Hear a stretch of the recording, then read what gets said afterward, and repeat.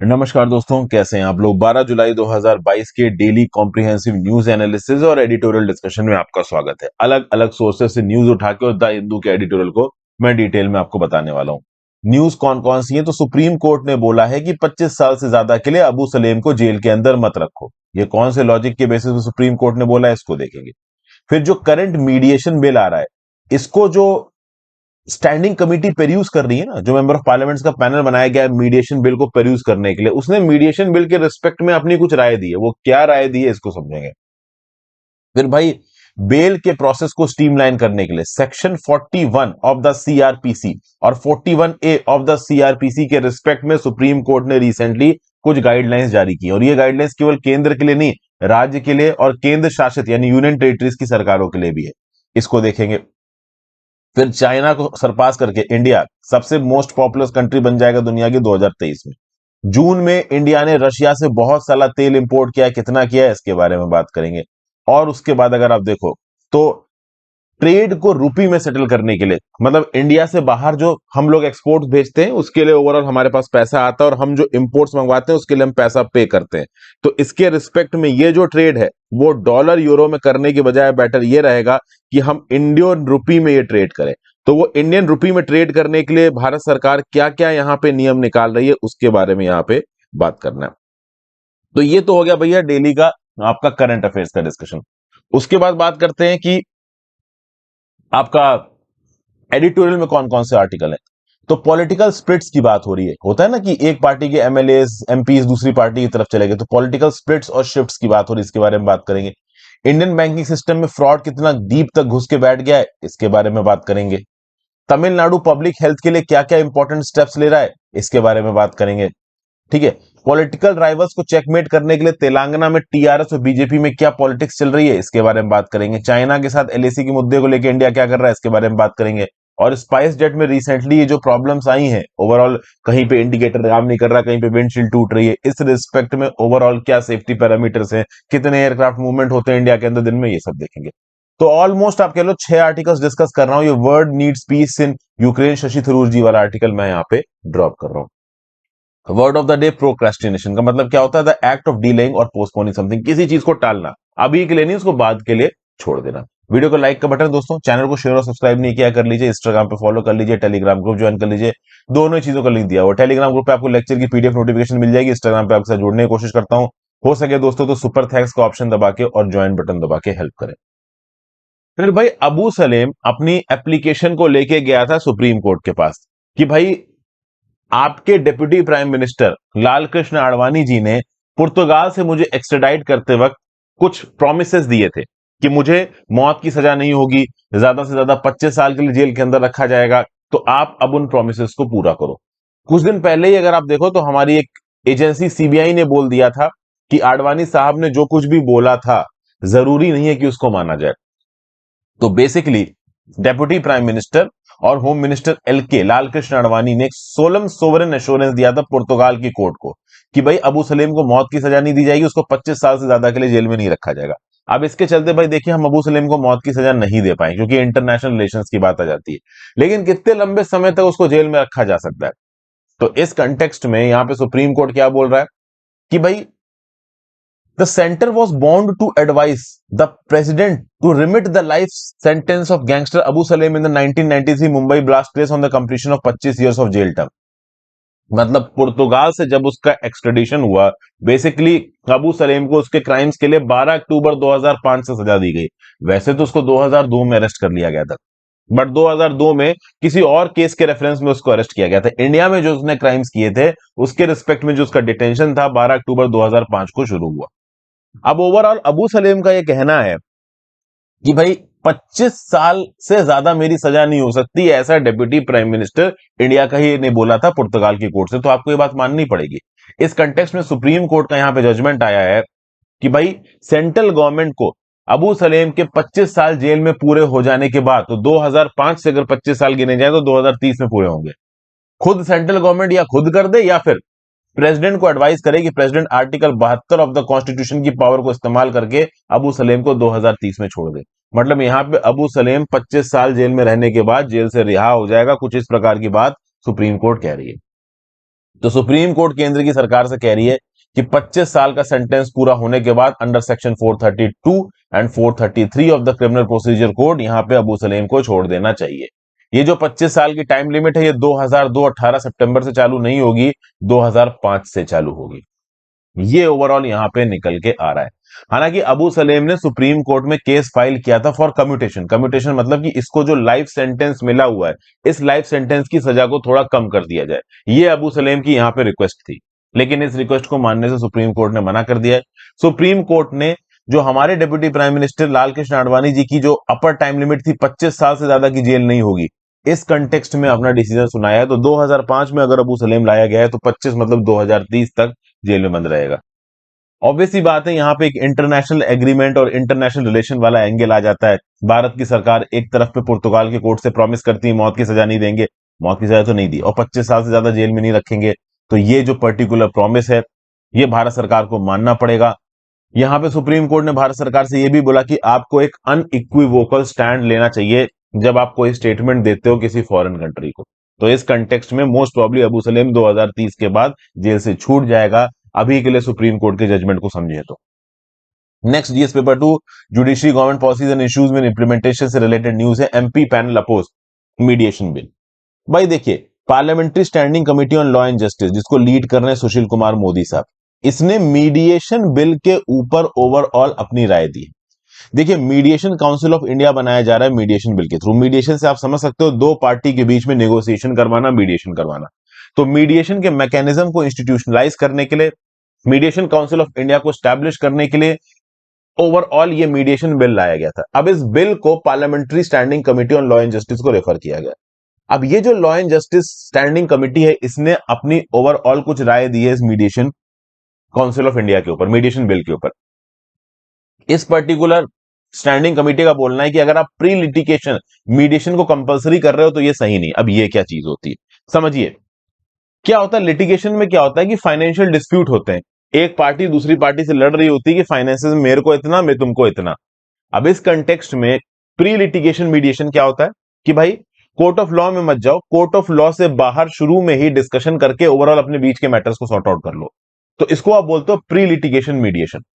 Okay, plus एक और चीज बोली गई मीडिएशन बिल में कि जो कोर्ट्स हैं, एक सेक्शन है आपका यहां पे इस पर्टिकुलर मीडिएशन बिल का जिसका नाम है क्लॉज 26। ये सेक्शन बात करता है कोर्ट एनेक्स्ड मीडिएशन की, ठीक है ना। तो कोर्ट एनेक्स्ड मीडिएशन मतलब क्या है कि सुप्रीम कोर्ट और हाई कोर्ट के बनाए हुए नियम कानूनों के हिसाब से, इनके प्रैक्टिस और डायरेक्शंस और रूल्स के हिसाब से ओवरऑल मीडिएशन होगा। तो ये जो पार्लियामेंट्री स्टैंडिंग कमेटी है उसका ये बोलना है कि नियम कानून बनाने की ताकत सरकार के पास है, तो आप कोर्ट के बनाए हुए नियम कानूनों पे क्यों जा रहे हो।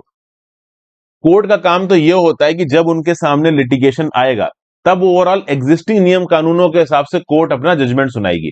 अभी कोर्ट को ही नियम कानून और रूल्स बनाने की ताकत दे दोगे तो आप किस बात का मीडिएशन बिल बना रहे हो। एक तो यह बात बोली यहां पे किसने, पार्लियामेंट्री स्टैंडिंग कमेटी ने। दूसरा, पार्लियामेंट्री स्टैंडिंग कमेटी यह बोल रहा है कि भाई देखो, लिटिगेशन से पहले ये जो प्री लिटिगेशन फेज में चीजों को सॉर्ट आउट करने की बात कर रहे हो, यह अपने आप में प्रॉब्लमैटिक हो सकता है। क्योंकि समझिए, mandatory and coercive nature of pre litigation मतलब लिटिगेशन से जाने से पहले दो पार्टीज बैठ के आपस में बातचीत करें, इनफॉर्मली मैटर को सॉर्ट आउट करने की कोशिश करें। ये चीज अगर आप कंपलसरी कर दोगे ना, तो कुछ पार्टीज तो ऐसी होती हैं जो चाहती ही नहीं है कि एडजुडिकेशन हो, जो मैटर को सॉर्ट आउट ही नहीं करना चाहती हैं। तो उनको तो ये प्री लिटिगेशन मीडिएशन वाला जो एलिमेंट है वो एक बहाने की तरह मिल जाएगा केस को लंबा टालने के लिए। इसीलिए हर केस में प्री लिटिगेशन मीडिएशन वाले एलिमेंट को लेके आप आना ये एक अच्छी बात नहीं है। ये प्लेंटिफ और रिस्पोंडेंट में से किसी भी गड़बड़ पार्टी को मौका दे देगा केस को लंबा खींचने। समझ गए भाई।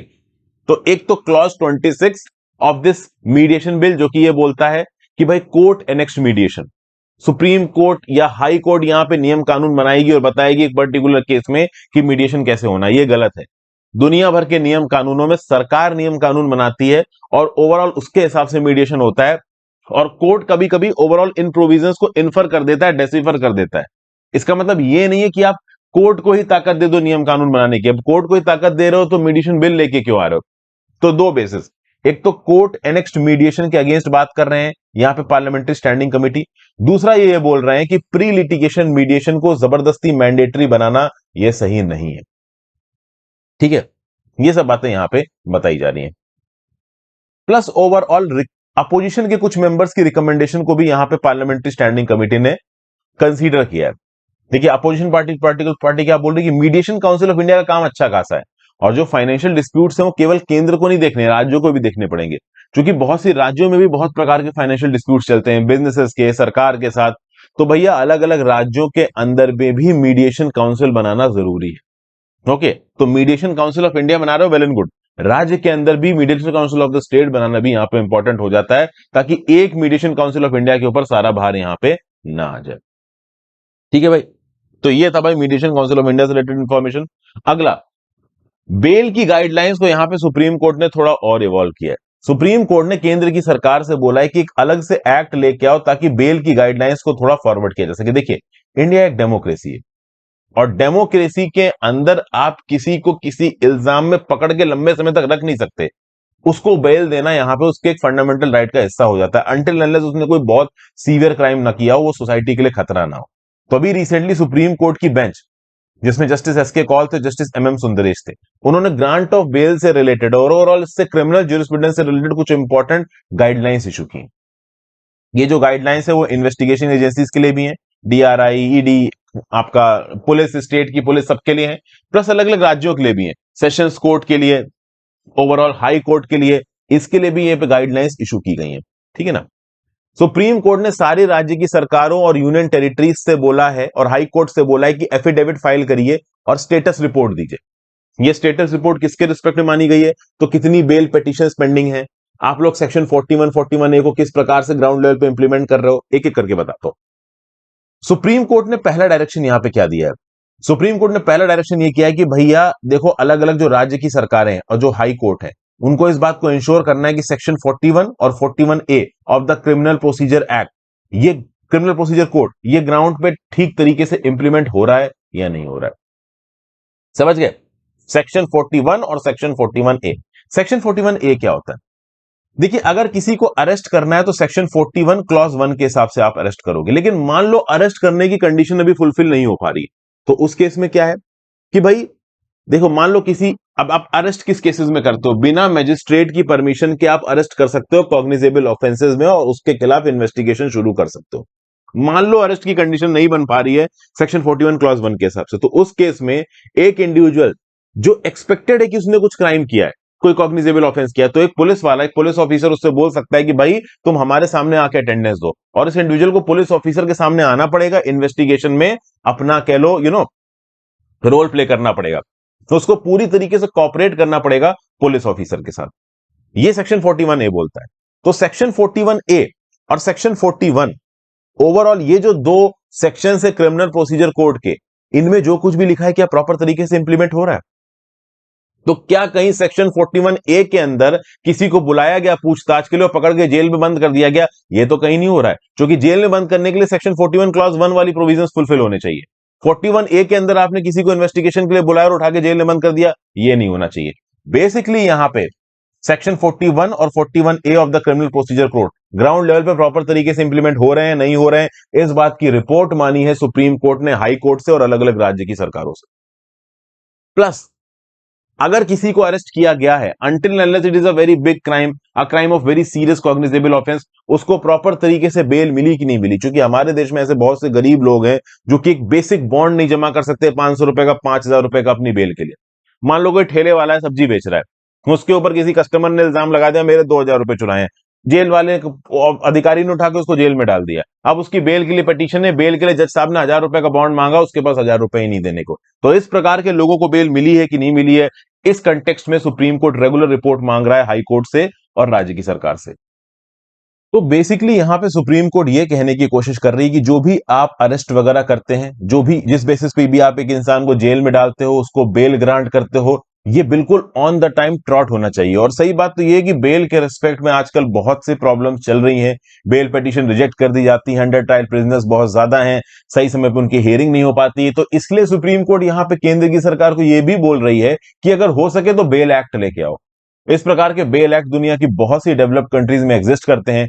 तो बेल एक्ट अलग से बेसिकली बताएगा कि हमारे आईपीसी के अलग सेक्शंस में, ओवरऑल अलग अलग लॉज में कौन से कंडीशंस में किस बिहाफ पे बेल दी जा सकती है, नहीं दी जा सकती। तो बेल से रिलेटेड जो कानून होगा वो ना एकदम क्लियर हो जाएगा। तो बेल एक्ट अगर हो सके तो जरूर लेके आओ। फिर यहां पे कॉन्स्टिट्यूशन ऑफ स्पेशल कोर्ट्स के रिस्पेक्ट में बात की जा रही है। अलग अलग नियम कानूनों के अंदर हमारे देश में स्पेशल कोर्ट्स बनाने की बात की गई है। डोमेस्टिक वायलेंस एक्ट हो गया, कुछ फाइनेंशियल क्राइम्स हो गया। तो जो स्पेशल कोर्ट्स बनाने का प्रोविजन है, हो सके तो इसको अर्जेंट बेसिस पे इंप्लीमेंट किया जाए। इसके लिए हाई कोर्ट्स को भी यहां पे अकाउंटेबल किया जा रहा है। तो राज्य की सरकार हाई कोर्ट के साथ कंसल्टेशन में जहां जहां पे भी स्पेशल कोर्ट बनाने की जरूरत है वहां पे डिले नहीं करेगी।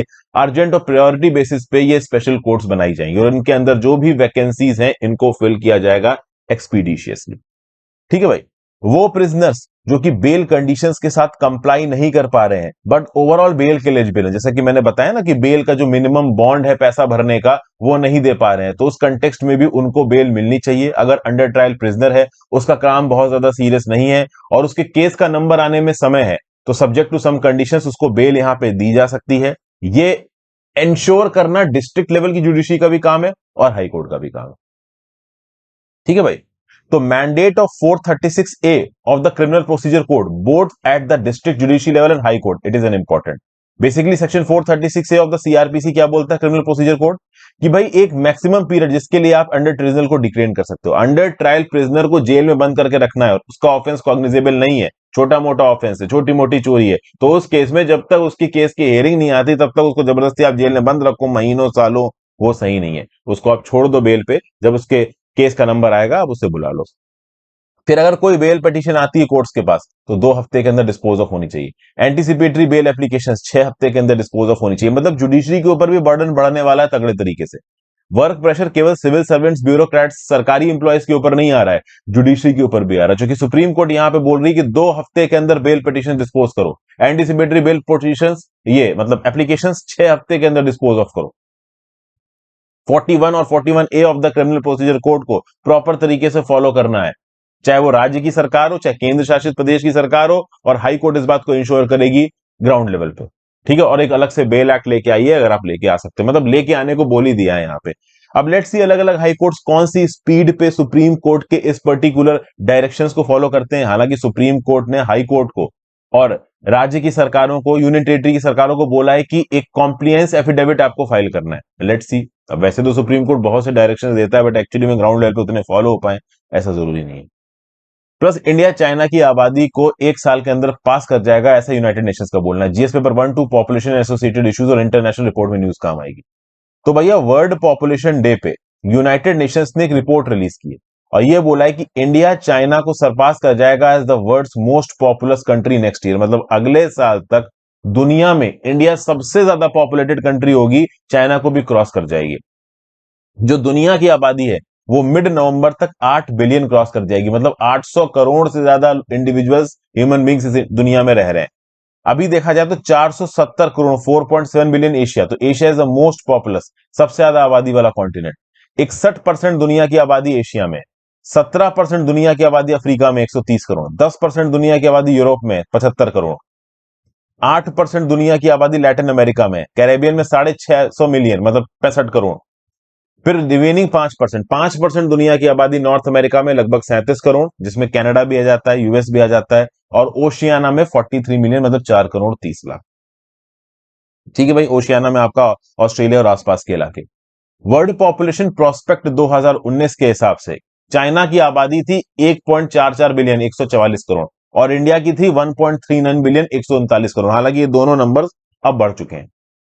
2019 में वर्ल्ड पॉपुलेशन प्रोस्पेक्ट्स के हिसाब से दुनिया की 19% आबादी चाइना में रह रही थी और 18% आबादी इंडिया के अंदर रह रही थी।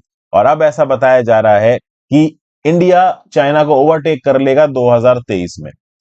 चाइना की आबादी लगभग 2.2% घटने वाली है 2019 से लेकर 2050 के बीच में। लगभग 3 करोड़ 14 लाख 31.4 मिलियन चाइना की आबादी कम होगी लगभग अगले 30 से 32 सालों में।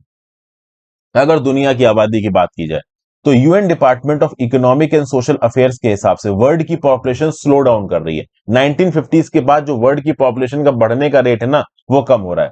2030 तक वर्ल्ड की पॉपुलेशन हो जाएगी लगभग 850 करोड़, 2050 तक 970 करोड़, 2080 तक 1040 करोड़, और उसके बाद वर्ल्ड की पॉपुलेशन उस लेवल पे स्टैग्नेंट रहेगी, हो सकता है थोड़ा कम हो। 2100 के बाद वर्ल्ड की पॉपुलेशन बढ़ेगी घटेगी, ये ओवरऑल आगे आने वाले फैक्टर्स पे डिपेंड करेगा। हालांकि उस समय तक हम में से कोई भी नहीं होगा, मुश्किल ही हो, क्योंकि अभी 2022 चल रहा है, 78 साल, 20 साल के भी हैं, तो इतने लंबे समय आजकल जिंदा रहते नहीं लोग। फिर क्या बताया जा रहा है कि भाई बहुत सी डेवलपिंग कंट्रीज में बर्थ रेट कम होता नजर आ रहा है। ओके, दुनिया की पॉपुलेशन की बात की जाए तो आगे आने वाले समय में जो जो भी पॉपुलेशन राइज होगा उसका 50% पॉपुलेशन राइज 8 कंट्री में पॉपुलेशन की वजह से होगा, जिसमें कौन कौन सी है? Democratic Republic of Congo, Egypt, Ethiopia, India, Nigeria, Pakistan, Philippines and Tanzania. तो इन 8 कंट्रीज में पॉपुलेशन बहुत ज्यादा तेजी से बढ़ने वाली है, और दुनिया भर में जो भी आबादी बढ़ेगी वो इन 8 कंट्रीज की आबादी बढ़ने की वजह से बढ़ेगी। फिर अगली news GS paper 2 government policies and intervention से रिलेटेड इंटरनेशनल रिलेशंस में काम आएगी। रशिया से जो हम तेल खरीद रहे हैं उसका जो शेयर है वो बढ़ा है, रिकॉर्ड पे पहुंच गया है।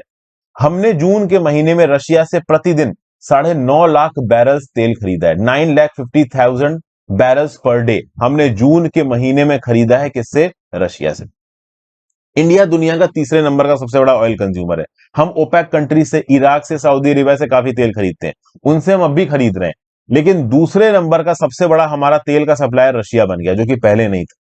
तो मई के महीने में और जून के महीने में, इन दोनों ही महीनों में Russia is the second largest supplier of crude oil to India. ठीक है ना?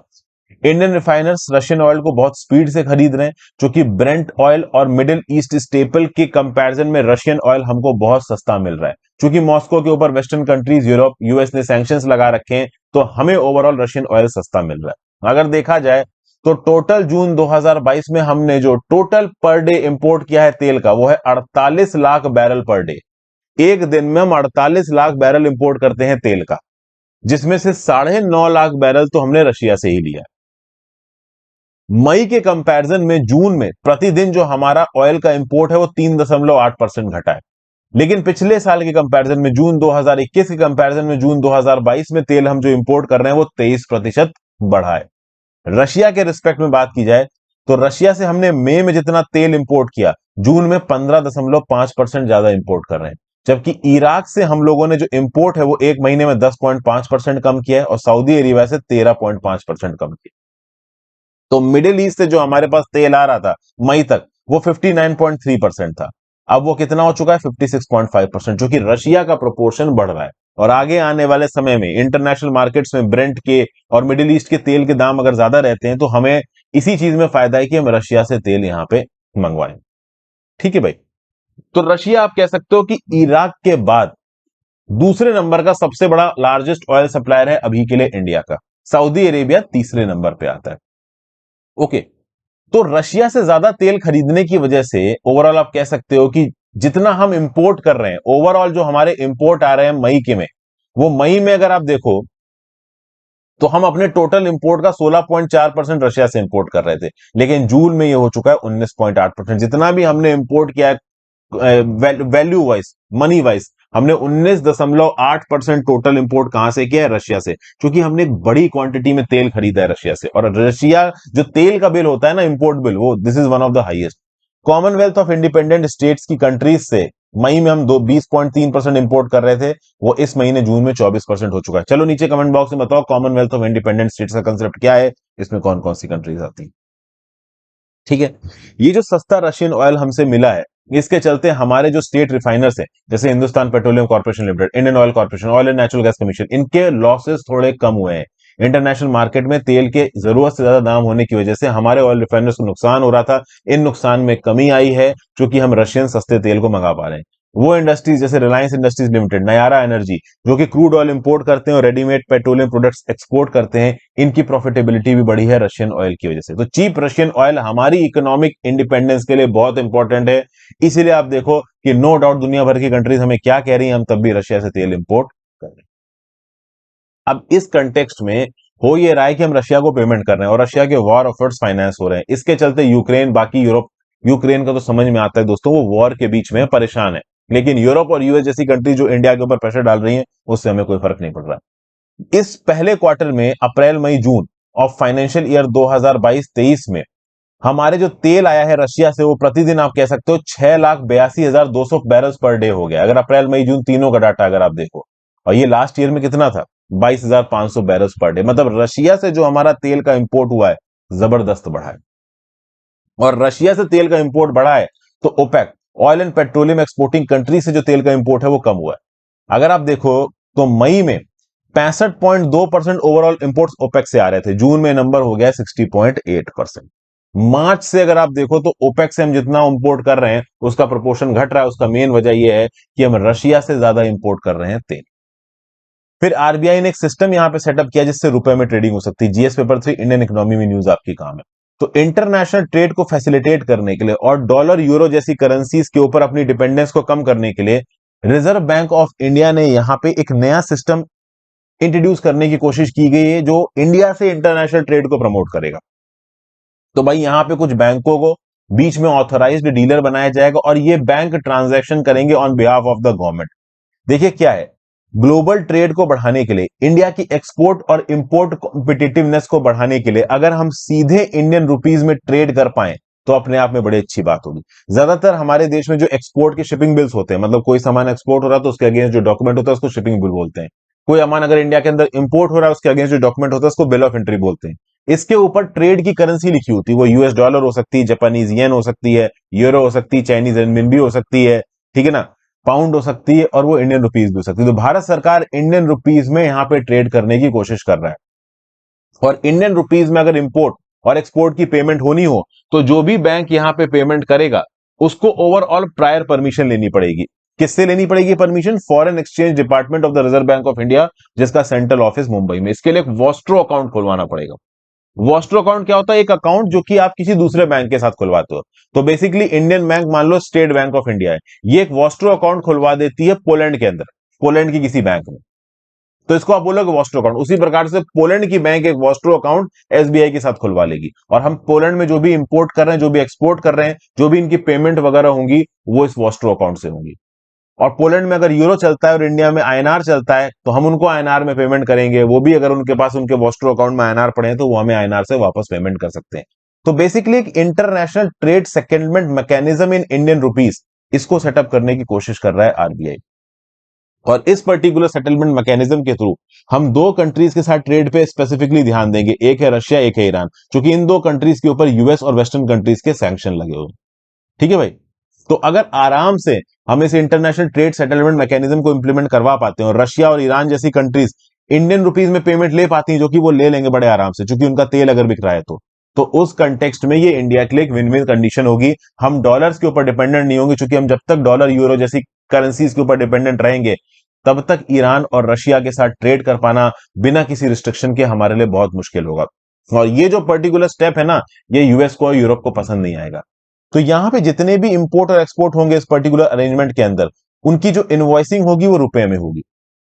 जो एक्सचेंज रेट होगा वो मार्केट के हिसाब से होगा। तो मान लो हम रशिया से ट्रेड कर रहे हैं, रशिया की करेंसी है रूबल और इंडिया की करेंसी है इंडियन रुपीज, तो आईएनआर और रूबल का जो मार्केट एक्सचेंज रेट चल रहा है उसके बेसिस पे हम ट्रेड करेंगे। तो भले ही हमारे पास रूबल आ रहा है और रूबल आप कह लो कि कोई बहुत इंटरनेशनली डिजिग्नेटेड करेंसी नहीं है, बट इस रूबल से हम रशिया से इंपोर्ट की पेमेंट कर सकते हैं। और at the same point of time हम जो आईएनआर देंगे उनको, उस आईएनआर से रशिया वाले हमारे साथ जो एक्सपोर्ट जा रहे हैं, हमारी तरफ से जो एक्सपोर्ट जा रहे हैं उनके पास उसकी पेमेंट कर सकते हैं। तो बाइलेटरल करेंसी का यहां पे एक सिस्टम बनाने की कोशिश की जा रही है। ओवरऑल सरकार तो ये कोशिश करेगी कि इस प्रकार का सिस्टम पूरी दुनिया में ऑपरेट करे, लेकिन पूरी दुनिया में ज्यादातर जो कंट्रीज हैं वो डॉलर में ट्रेड करना पसंद करती हैं। तो इनिशियली ये सिस्टम उन कंट्रीज के साथ काम करेगा जिसके ऊपर यूएस के सैंक्शंस लगे हुए हैं, जैसे ईरान हो गया, जैसे रशिया हो गया। और इसके लिए ऑथराइज डीलर ब्रांचेस खोली जाएंगी, मतलब वो ब्रांचेस जिसको foreign exchange affairs department RBI ने स्पेसिफिकली परमिशन दी है इस प्रकार के वॉस्ट्रो अकाउंट्स को खोलने के लिए। ठीक है भाई। तो ओवरऑल एक वॉस्ट्रो अकाउंट खुला होगा एक दूसरी कंट्री में, और उसमें जो पेमेंट्स होंगी वो डॉलर्स में ना होकर लोकल करेंसी के अंदर होंगी। और ओवरऑल उन पर्टिकुलर अकाउंट्स में जितना पैसा पड़ा होगा उसके हिसाब से यहाँ पे लोकल करेंसीज में पेमेंट की जाएगी। सरकार ऑब्वियसली बात है इस मैकेनिज्म को सपोर्ट कर रही है। तो लेट्स सी मैकेनिज्म सक्सेसफुल हो पाता है कि नहीं हो पाता है। इसके सक्सेसफुल होने के लिए जो दोनों कंट्रीज हैं वो आपस में अगर एक दूसरे के साथ सेटलमेंट करने को तैयार हैं बायलेटरल बेसिस पे, तो definitely this can be a success. Next आ जाते हैं daily the Hindu editorial discussion पे दोस्तों। करंट अफेयर्स अभी के लिए हो गया। कौन कौन से आर्टिकल्स डिस्कस करने वाले हैं? तो पहला article the new normal of political splits and shifts. अब देखिए ओवरऑल इसमें कोई बहुत सिग्निफिकेंट चीज नहीं बता रखी है। यहाँ पे पॉलिटिकल पार्टीज के बिहेवियर के बारे में बात कर रखी है। एक आप कह लो व्यू पॉइंट देने वाला आर्टिकल है, कोई प्रॉपर स्टैटिस्टिक नहीं है। तो मैं कोशिश करूंगा इस आर्टिकल का काम भर की चीजें बता के जल्दी खत्म करूं, क्योंकि कुछ बहुत स्टैटिस्टिक्स खास है नहीं, ज्यादातर रिपीटेड इन्फॉर्मेशन। अब ये क्या बोल रहे हैं कि जो पॉलिटिकल पार्टी हैं वो ऐसे टूट जाती हैं जैसे शादियां टूट जाती हैं, और ऐसे जुड़ जाती हैं जैसे फिर से शादी। एक इंसान ने एक से डिवोर्स लिया, दूसरे से शादी कर ली। इसी तरीके से जो लेजिस्लेचर है वो अपनी पार्टीज को स्प्लिट करते हैं, स्विच करते हैं, और इससे कंसिक्वेंसेस सीवियर हो सकते हैं। जैसे फॉर एग्जाम्पल जब एक लेजिस्लेटर एक पार्टी को छोड़ के दूसरी पार्टी को ज्वाइन करता है तो इसके क्या कंसिक्वेंसेस होंगे? भाई सरकार बन सकती है, सरकार गिर सकती है, सरकार कितने लंबे समय तक चलेगी, सरकार प्रॉपर तरीके से लोगों के लिए काम कर पा रही है कि नहीं कर पा रही, क्योंकि सरकार को इसी बात का डर लगा हुआ है कि यार ये एमपी छोड़ के चला जाएगा, ये एमएलए छोड़ के चला जाएगा। और रिसेंटली इस प्रकार की एक्टिविटी हमको महाराष्ट्र और मध्य प्रदेश जैसे राज्यों में देखने को मिली है। ओके, और ऐसा नहीं है, अब क्या है ना कि बहुत सारी इस प्रकार की एक्टिविटी को आज की डेट में बीजेपी से कंपेयर किया जा रहा है। बट इस पर्टिकुलर आर्टिकल में पुराने समय में कांग्रेस के साथ क्या क्या हुआ, ओवरऑल तेलंगाना में तेलंगाना राष्ट्र समिति ने कैसे वाईआरएस कांग्रेस पार्टी के साथ ऐसा किया, तो मतलब लोकल एग्जांपल्स भी हैं, केवल बीजेपी को ही यहां पे एक एग्जांपल की तरह नहीं दिखाया गया। तो ये जो स्प्लिट्स और स्विचेस होते हैं पॉलिटिकल पार्टी में, ये आज से नहीं हो रहे हैं, ये लेटर हाफ ऑफ 1960s से हो रहे हैं। ओके, पॉलिटिकल पार्टीज में कैंपेनिंग करना, उस समय पे कोई एंटी डिफेक्शन लॉ तो था नहीं, तो आराम से लेजिस्लेटर्स अगर उनको पैसा मिला तो वो किसी दूसरे पॉलिटिकल पार्टी में चले जाते थे। तो एक प्रकार की करप्ट प्रैक्टिस शुरू हो गई थी, कभी भी कोई लेजिस्लेटर मुंह उठा के दूसरी पॉलिटिकल पार्टी में स्विच कर जाया करता था। तो ये जो फ्यू मूवमेंट था इसको बंद करने की जरूरत थी, क्योंकि ये पॉलिटिकल डिफेक्शंस को बढ़ा रहा था, एक पॉलिटिकल पार्टी की स्टेबिलिटी के अंदर से कमजोर कर रहा था। इसीलिए लेके आया गया 10th schedule anti defection law. और इस एंटी डिफेक्शन लॉ में पहले क्या बोला गया कि 1/3 लेजिस्लेटर्स अगर जाते हैं तो उसको मर्जर बोला जाएगा। बाद में इसको अमेंड किया गया कॉन्स्टिट्यूशनल अमेंडमेंट एक्ट के थ्रू, और 2/3 कर दिया गया इस मर्जर वाले फैक्टर को। ये जो कॉन्स्टिट्यूशनल अमेंडमेंट एक्ट जिसके थ्रू 1/3 को 2/3 किया गया मर्जर के पर्सपेक्टिव में, ये कौन सा कॉन्स्टिट्यूशनल अमेंडमेंट एक्ट था, ये नीचे कमेंट बॉक्स में बताओ। मैं जल्दी जल्दी इसलिए बता रहा हूं क्योंकि ये पर्टिकुलर इन्फॉर्मेशन नहीं तो मैं कम से कम 20 बार आपको बता चुका हूँ पिछले एक हफ्ते में अपनी वीडियोस में। ठीक है भाई, तो मैं बोल बोल के थक जाता हूं, बट मैं ये जानता हूं कि कुछ नए व्यूअर्स भी हैं यहाँ पे, तो उनके लिए थोड़ा डिटेल में बताना जरूरी होता है, इसलिए मैं थोड़ा डिटेल रखता हूं चीजों को। अब हम यहाँ पे समझने की कोशिश करते हैं कि ये जो ओवरऑल आप कह लो स्प्लिट्स एंड स्विचेस को रोकने के लिए 10th शेड्यूल है, ये कितना इफेक्टिव रहा है। तो देखिए ज्यादा इफेक्टिव नहीं रहा है।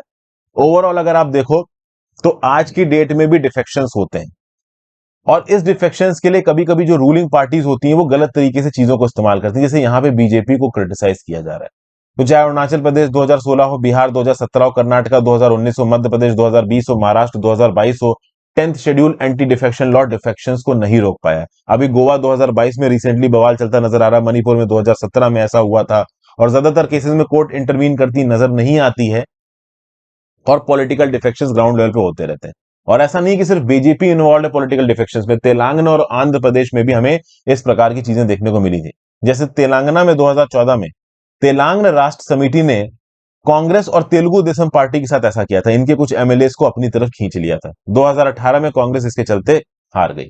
फिर अगर आप देखो तो टीडीपी ने, तेलुगु देशम पार्टी ने Yuvajana Sramika youth congress party YSR congress party के साथ 2014 के बाद ऐसा किया। वाईएसआर कांग्रेस पार्टी ने पलट के 2019 में ऐसा किया। तो ये जो पॉलिटिकल डिफेक्शंस है ये लगातार चालू है, और इनको रोक पाना बहुत मुश्किल हो रहा है। ठीक है ना, और ये हर प्रकार की पॉलिटिकल पार्टी कर रही है, अपना जब एडवांटेज आता है या फिर जब अपना काम आता है, जब भी इसको कन्वीनियंटली किया जा सकता है तब। और उसके कुछ मॉरल रेपरकशंस भी हैं। देखिए जब कोई एक पॉलिटिकल लेजिस्लेटर एक पॉलिटिकल पार्टी छोड़ के दूसरी पॉलिटिकल पार्टी में जाता है तो वो कुछ चीजों को धोखा देता है। पहली चीज क्या है कि कई बार क्या होता है, जो इंडिविजुअल्स होते हैं वो पॉलिटिकल पार्टी के लिए वोट करते हैं। तो अगर कोई इंडिविजुअल एक पॉलिटिकल पार्टी से लड़ रहा है और वो दूसरी पॉलिटिकल पार्टी में स्विच कर जाता है, तो एक्चुअली में जिस चीज के लिए उस पर्टिकुलर वोटर ने अपना वोट डाला तो उसको वो नहीं मिली। दूसरा, ओवरऑल आइडियोलॉजीज भी बदल जाती हैं। जैसे फॉर एग्जांपल महाराष्ट्र में एग्जांपल देखा जाए तो एक नाथ शिंदे जी का जो फैक्शन था वो हिंदुत्व के एजेंडा पे फोकस कर रहा था, और ये बोल रहा था कि उद्धव ठाकरे जी का ये जो कॉलिशन है कांग्रेस के साथ और नेशनलिस्ट कांग्रेस पार्टी के साथ, ये हिंदुत्व के एजेंडा के अगेंस्ट है। तो भाई ओवरऑल यहाँ पे चेंजेस हुए, सरकार बदल गई, एक अलग आइडियोलॉजी के साथ सरकार यहाँ पे ताकत में है, तो आइडियोलॉजी बदल जाती है पॉलिटिकल कैंडिडेट्स बदल जाते हैं, पॉलिटिकल पार्टीज जिनकी सरकारें हैं वो बदल जाती हैं।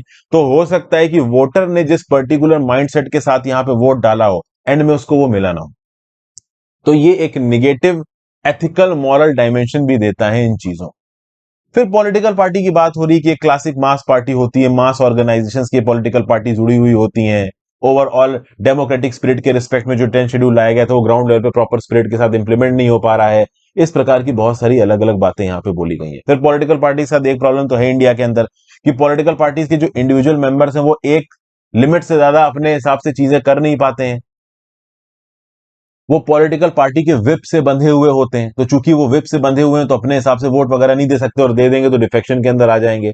तो डिफेक्शन लॉस को भी बहुत सारे एथिकल और मॉरल डाउट्स पे चैलेंज किया गया। तो बेसिकली इस पर्टिकुलर आर्टिकल में जो डिफेक्शंस हो रहे हैं, इन डिफेक्शंस को एंटी डिफेक्शन लॉ नहीं रोक पाया, और डिफेक्शन अपने आप में ही गलत है, पॉलिटिकल पार्टीज के गलत काम करने के तरीके पे यहाँ पे पॉइंट आउट चीजें करी गई। ओके, तो एक लिमिट से ज्यादा इसकी आइडियोलॉजी में घुसने की जरूरत नहीं, जितना काम की चीज थी बता दी। फिर next, the scam fault line is damaging Indian banking. यहां पे क्या बात की जा रही है भैया, बैंक के ऑडिट सिस्टम को इंप्रूव करो। इंटरनल और एक्सटर्नल ऑडिट सिस्टम दोनों इंप्रूव होना चाहिए, बैंक के अंदर जो फ्रॉड है वो कम होना चाहिए। अब ये किस कंटेक्स्ट में बताया जा रहा है भाई? आजादी का अमृत महोत्सव चल रहा है और इंडिया का सबसे बड़ा बैंकिंग स्कैम यहां पे सामने आ रहा है। किस केस की बात कर रहे हैं? डीएफएचएस लोन की बात कर रहे हैं, दीवान हाउसिंग फाइनेंस कॉर्पोरेशन लिमिटेड। दीवान हाउसिंग फाइनेंस कॉर्पोरेशन लिमिटेड ने कंसोर्टियम ऑफ बैंक से, एक ग्रुप ऑफ बैंक से 35,000 करोड़ का लोन लिया है, फाइनेंशियल मिस रिप्रेजेंटेशन करके, गलत अकाउंट्स दिखा के, गलत इंफॉर्मेशन दिखा के। एक कंसोर्टियम ऑफ बैंक जिसको यूनियन ऑफ इंडिया लीड कर रहा था, उससे 35,000 करोड़ का लोन उठाया है, और ये लोन वापस कर पाएंगे नहीं कर पाएंगे ये कोई गारंटी नहीं है। और डीएफएचएल जैसा एक केस नहीं है। एबीजे शिपयार्ड लिमिटेड सूरत ने भी 23,000 करोड़ का एक ऐसा ही लोन उठाया था, फेक डॉक्यूमेंट्स को दिखा के। फरवरी 1 2019 में कंसोर्टियम ऑफ बैंक बनाया गया था ये देखने के लिए कि क्या भाई डीएफएचएल जो डिफॉल्ट कर रहा है वो गलत है, सही है, किस प्रकार से हम इसको और लोन दे सकते हैं, क्या इसको लोन देना सही है कि नहीं है, क्या इसका बिजनेस मॉडल सही है कि नहीं। बैंक का यही काम होता है, जब आप किसी पर्टिकुलर इंडिविजुअल को या कॉर्पोरेशन को लोन बांट रहे हो तो उसकी क्रेडिबिलिटी चेक करोगे ना भाई, कि ये वापस कर पाएगा नहीं कर पाएगा, इसका बिजनेस मॉडल सही है नहीं है। हालांकि बैंक एम्प्लॉयज की लिमिटेड टेक्निकल प्रोग्रेस होती है, प्रोग्रेस होती है, लेकिन फिर भी चेक तो करते हैं। तो डीएफएचएल फाइनेंसिंग केस में SBI, bank of Baroda, bank of India, Canara bank, central bank of India, syndicate bank, union bank of India, ये इन्वॉल्व थे। केपीएमजी नाम की global network of professional firm को भी यहां पे चुना गया था ऑडिट के लिए, टैक्स और एडवाइजरी सर्विसेज के लिए, ये जानने के लिए कि अगर हम डीएफएचएल को लोन देते हैं तो हमारा लोन डूबेगा तो नहीं। और फाइनली अगर आप यहां पे देखो तो ओवरऑल सीबीआई की फर्स्ट इंफॉर्मेशन रिपोर्ट आई है, सबसे ज्यादा नुकसान एसबीआई को हो रहा है। एसबीआई का लगभग 9,898 करोड़ रुपीस फंसा हुआ है डीएफएचएल में, ये नॉन परफॉर्मिंग एसेट में बदल गया है। डीएफएचएल ना मुद्दल लौटा पा रहा है ना इंटरेस्ट लौटा पा रहा है। बैंक ऑफ इंडिया और कैनरा बैंक का लगभग 4,000 करोड़ रुपया ईच फंसा हुआ है, ठीक है ना। यूनियन बैंक और पंजाब नेशनल बैंक का लगभग 3,000 करोड़ रुपया ईच फंसा हुआ है। तो हमारी ये जो सरकारी बैंक है उनका हजारों करोड़ की तादाद में जो लोन है वो यहां पे फंसा हुआ है। इससे बैंकों की क्रेडिबिलिटी कम करती है। इन बैंकों के पास फ्री का पैसा नहीं जा रहा है, इन बैंकों के पास देश के नागरिक का जमा किया हुआ पैसा है, और अगर ये पैसा डूब जाएगा तो हमारी बैंकिंग सिस्टम की क्रेडिबिलिटी के ऊपर सवाल उठेगा। अगर इन बैंकों के एनपीएस बढ़ेंगे तो ओवरऑल देश के लोगों का भरोसा बैंकों में हट जाएगा। ओके, आरबीआई का एक डाटा बताता है कि हमारी बैंकिंग इंडस्ट्री में जो 34% स्कैम हो रहे हैं वो किस वजह से हो रहे हैं?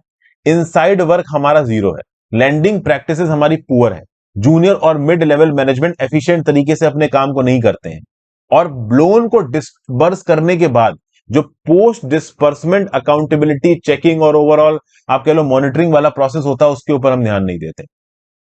और ऐसा नहीं कि इंडिया में ऐसा ही हो रहा है केवल, एक ग्लोबल बैंकिंग फ्रॉड सर्वे रिलीज किया गया है केपीएमजी फर्म के द्वारा, इसने बताया कि पूरी दुनिया में ऐसे हो रहा है। This is a world wide issue. Banks loan बांटती हैं और कई बार वो जो लोन है वो एनपीए में बदल जाते हैं। फाइनेंशियल स्टेबिलिटी रिपोर्ट रिलीज की गई थी आरबीआई के द्वारा दिसंबर 2021 में। इसमें यह बताया गया कि सितंबर 2021 में इंडिया के बैंकिंग सिस्टम में 6.9% एनपीएस थे, जो कि सितंबर 2022 आते आते 8.1% हो जाएंगे। हो सकता है 9.5% पहुंच जाए हम लोग साल के एंड तक, जो कि एक सीवियर स्ट्रेस सिनारियो हो जाएगा। मतलब बैंकों ने अगर 1 लाख करोड़ रुपया कैलकुलेट कर रखा है तो मतलब 9,500 करोड़ रुपया खतरे में, और ये पैसा आम आदमियों का है। वो लोग जिन्होंने बैंकों में भरोसा दिखा के अपना पैसा डिपॉजिट किया है, चाहे टर्म डिपॉजिट में किया हो चाहे डिमांड डिपॉजिट में किया हो, पैसा बैंक के पास भरोसे पे जमा किया, और ओवरऑल इनका पैसा बचाया नहीं जाएगा तो वो भरोसा यहां पे टूट जाएगा। बैंकिंग इंडस्ट्रीज के फ्रॉड को बहुत सारी कैटेगरीज में बांटा जाता है। Management fraud, outsider fraud, insider fraud, insider and outsider fraud. यहाँ पे इनसाइडर आउटसाइडर दोनों ज्वाइंट प्रकार का फ्रॉड निकल के आ रहा है। बैंकिंग फ्रॉड्स बहुत कॉमन हो गए हैं भाई। अगर आप देखो तो Nirav Modi and Mehul Choksi case, Punjab national bank से 11,400 करोड़ चुरा लिए। विजय माल्या 9,000 करोड़ लेके भाग गया 13 बैंकों के।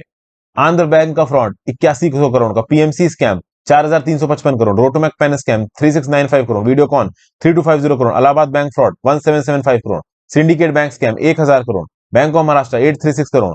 Kanishka gold bank fraud, IDBI gold bank fraud, RP infosystems bank स्क्रॉप, ये 100,000 करोड़ों में चल रहे हैं भाई ये स्कैम।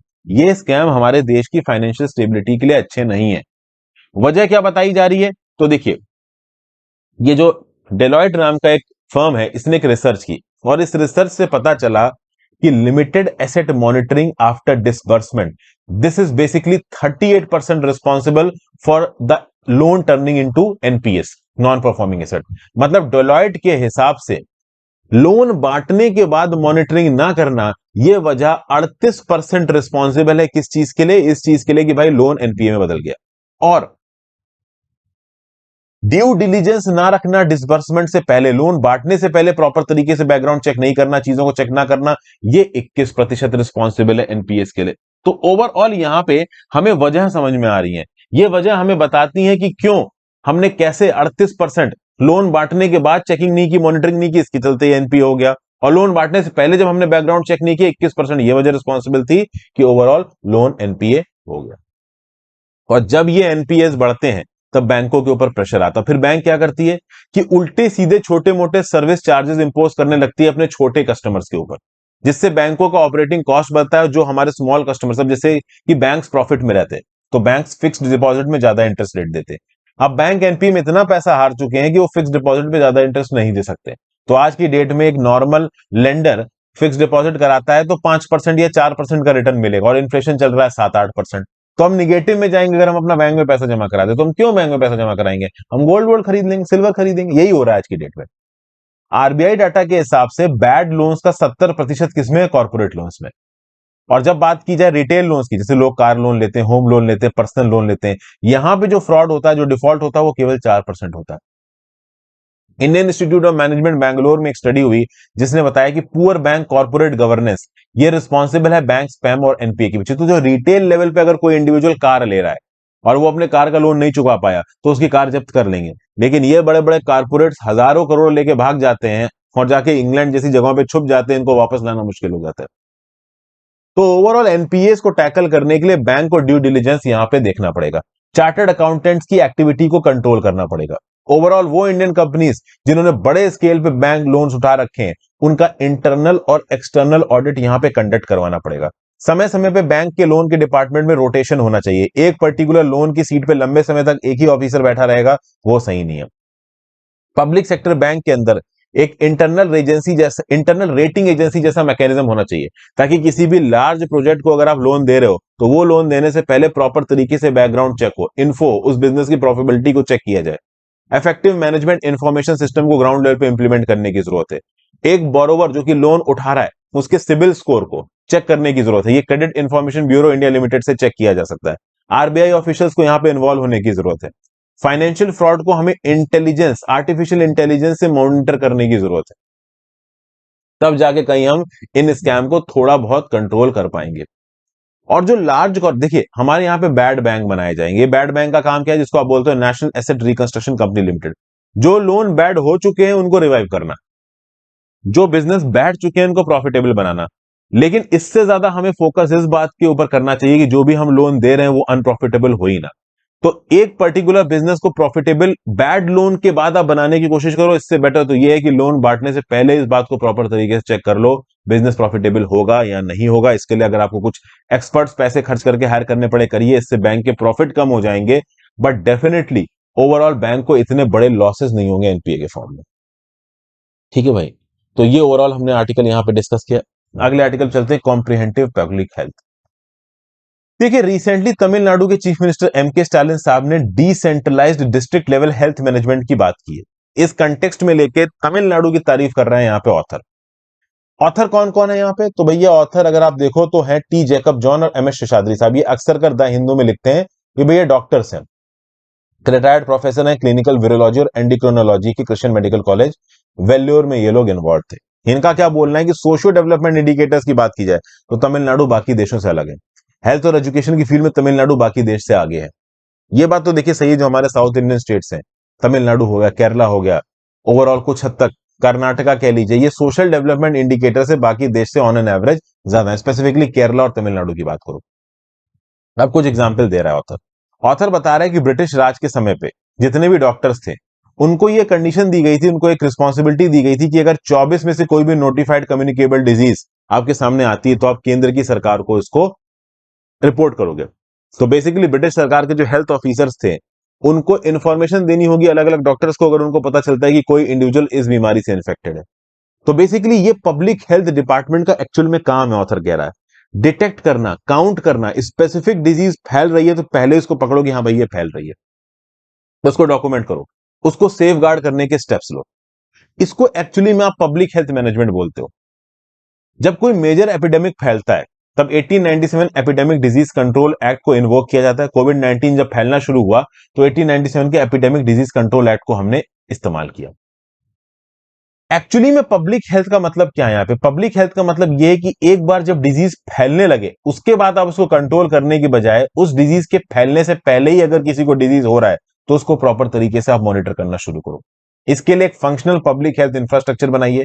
हमारे यहाँ पे जो नेशनल डिजास्टर मैनेजमेंट एजेंसी है ये कब प्ले में आती है? तब प्ले में आ जाती है जब डिजीज ऑलरेडी फैल रहा होता है, जब बवाल एक लिमिट से ज्यादा ऑलरेडी बढ़ चुका होता है। तो इस बवाल के बढ़ने से पहले ही बवाल को ग्राउंड लेवल पे एड्रेस कर दो, ये हमारा ऑब्जेक्टिव होना चाहिए, ये हमारी मोडस ऑपरेंडी होनी चाहिए।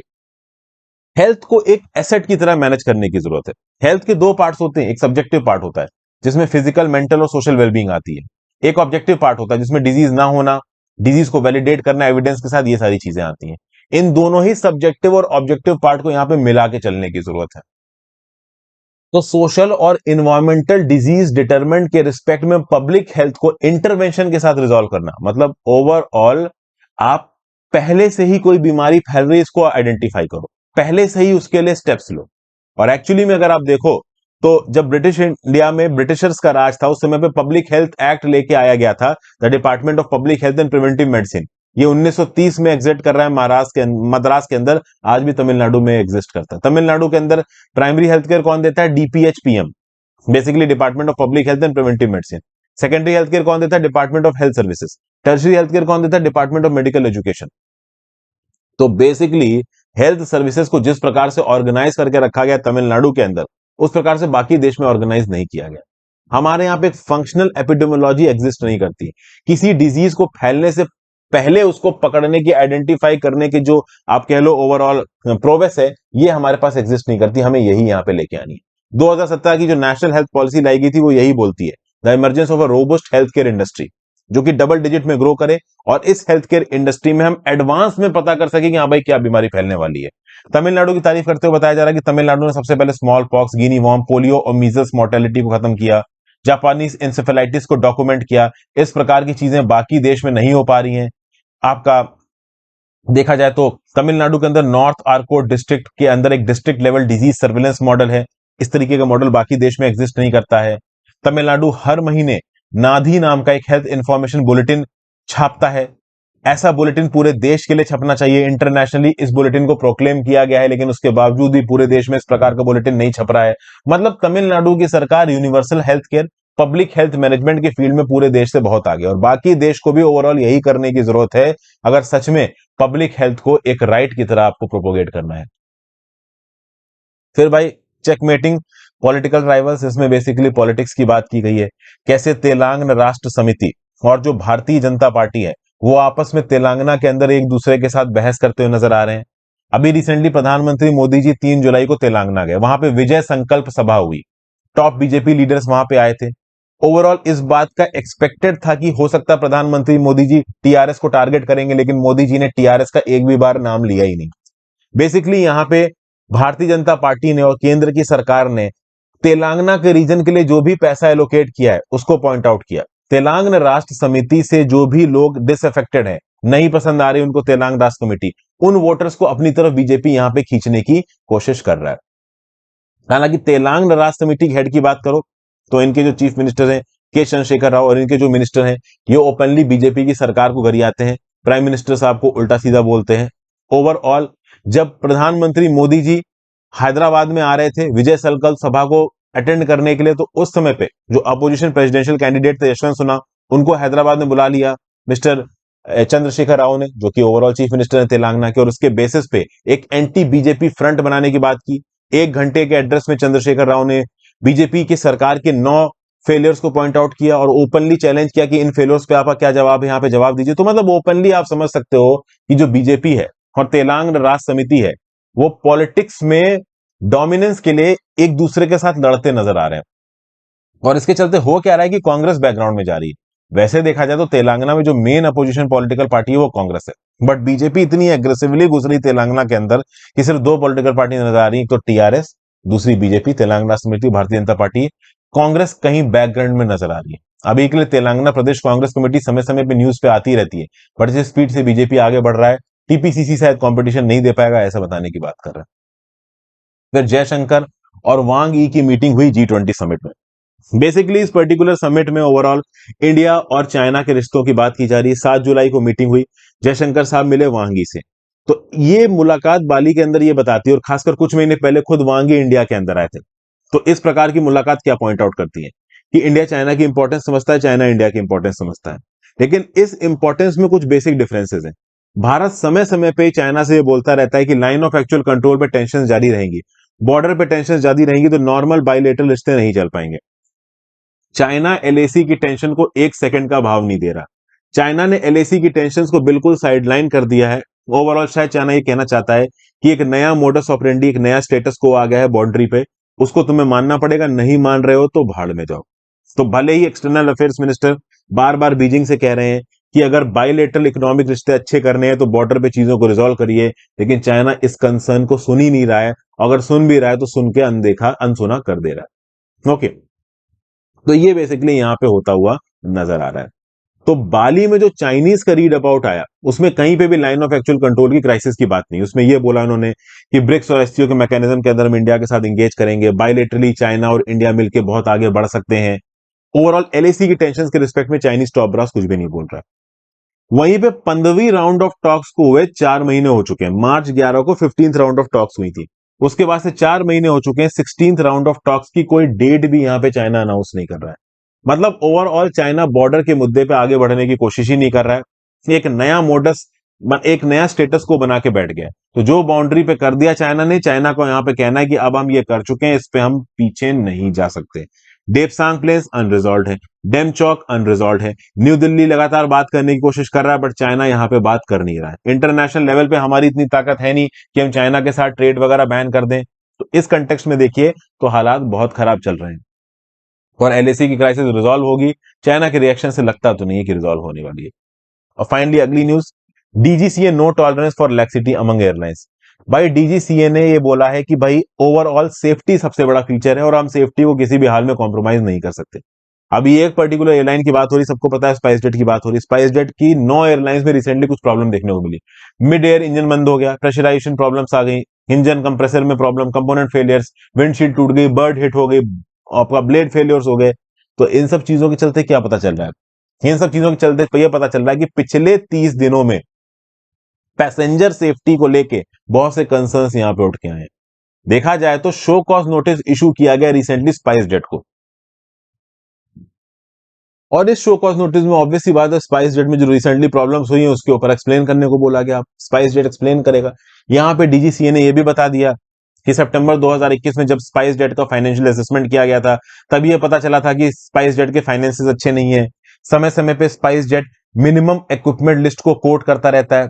मतलब बेसिकली जो भी इंपॉर्टेंट इक्विपमेंट्स है या वो इक्विपमेंट जिनके बिना एयरक्राफ्ट उड़ सकता है, उस पर्टिकुलर लिस्ट को ग्राउंड लेवल पे इंप्लीमेंट कराने की कोशिश करता है स्पाइस जेट। हालांकि स्पाइस जेट का यह बोलना है कि आयाटा के ऑपरेशनल सेफ्टी ऑडिट के हिसाब से वो बिल्कुल परफेक्ट है, लेकिन उसके बावजूद भी अगर देखा जाए तो इंडिया के अंदर हर दिन 5268 एयरक्राफ्ट मूवमेंट होते हैं। लगभग 10 जुलाई को 5268 एयरक्राफ्ट मूवमेंट हुए हैं। एयरक्राफ्ट मूवमेंट मतलब जो फ्लाइटें लैंड हो रही हैं, जो उड़ रही हैं, डोमेस्टिक और इंटरनेशनल दोनों मिला। तो इतने फ्लाइट मूवमेंट्स में कुछ एबरेशंस, कुछ प्रॉब्लम्स आ सकती हैं। उन प्रॉब्लम को अर्जेंट बेसिस पे टैकल करना ये जरूरी है। देखिए मशीन में थोड़ी बहुत प्रॉब्लम कभी कभार आ जाती है। अगर आप डीजीसीए के एनुअल सेफ्टी रिव्यू 2020 की बात करो तो ऐसा बोला गया डेफिशिएंट मेंटेनेंस, जैसे कि the objective to improve the maintenance of Indian registered aircraft. तो क्या बोला है कि अगर एयरक्राफ्ट 10,000 फ्लाइट आवर्स के लिए उड़ता है तो उस 10,000 फ्लाइट आवर्स में अगर कंपोनेंट और सिस्टम फेलियर 2.16 टाइम हो रहा है तो वो मैनेजेबल है, अलाउड है। क्योंकि जब मशीन उड़ती है तो उसमें कुछ ना कुछ प्रॉब्लम्स आ सकती है, थोड़ी बहुत प्रॉब्लम्स को हैंडल किया जा सकता है। तो यहां पे टारगेट ये बनाया गया है डेफिशिएंट मेंटेनेंस के अंदर डीजीसीए के द्वारा एनुअल सेफ्टी रिव्यू 2020 में कि हर 10,000 फ्लाइट घंटे पे अगर आप कोई सिस्टम या कंपोनेंट फेलियर का हिसाब लेना चाहते हो इंडेक्स, तो 2.16 होना चाहिए। इंडिया में क्या है 2.39, मतलब हमारी परफॉर्मेंस सेफ्टी पैरामीटर से थोड़ी कम है। फिर यहां पे क्या बताया गया कि number of maintenance hour, 10,000 flight hours में अगर मेंटेनेंस एरर का कोई इंडेक्स है तो वो होना चाहिए 1.3, हमारा कितना है 1.46। तो कहीं ना कहीं मेंटेनेंस में भी हम थोड़ा सा चूक रहे हैं। बार बार अगर किसी एक पर्टिकुलर फ्लाइट में स्नैग आता है तो this is basically a red flag. ये रेड फ्लैग कब सीरियस हो जाएगा, कब कोई खतरनाक एक्सीडेंट हो जाएगा, हमें पता नहीं। तो सेफ्टी एक ऐसा वर्ड है एविएशन में जिसको मतलब आप कह लो कि इग्नोर नहीं किया जा सकता। आज की डेट में कोविड-19 खत्म हो रहा है, नंबर ऑफ पैसेंजर जो ट्रैफिक वो प्री कोविड लेवल पे आ रहा है, नई एयरलाइंस आ रही हैं, एग्रेसिव फ्लीट एक्सपेंशन प्लान हो रहे हैं। तो एक इंटरनेशनल सेफ्टी ऑडिट को यहाँ पे कंडक्ट करना बहुत ज्यादा जरूरी है। सेफ्टी पे ध्यान देना बहुत ज्यादा जरूरी है, विजिलेंट रहना यहाँ पे बहुत ज्यादा जरूरी है। रेगुलेटर थोड़ा भी निम्बल नहीं रह सकता। ये सारे कामों को यहाँ पे पॉइंट आउट किया जा रहा है। तो thank you for watching friends, video को लाइक और शेयर कर दीजिएगा। वीडियो थोड़ी सी लेट हो गई, रियली सॉरी फॉर दैट। मैं ज्यादा से ज्यादा अच्छी वीडियोस आपके लिए प्रायोरिटी बनाने की कोशिश करता हूं। अपने व्यू पॉइंट नीचे कमेंट बॉक्स में दे के जाइएगा दोस्तों। इंस्टाग्राम पे फॉलो कर लीजिएगा, टेलीग्राम ग्रुप ज्वाइन कर लीजिएगा। आई होप आपको लेक्चर्स अच्छे लग रहे हो, नॉलेजफुल लग रहे हो। Have a great day, good.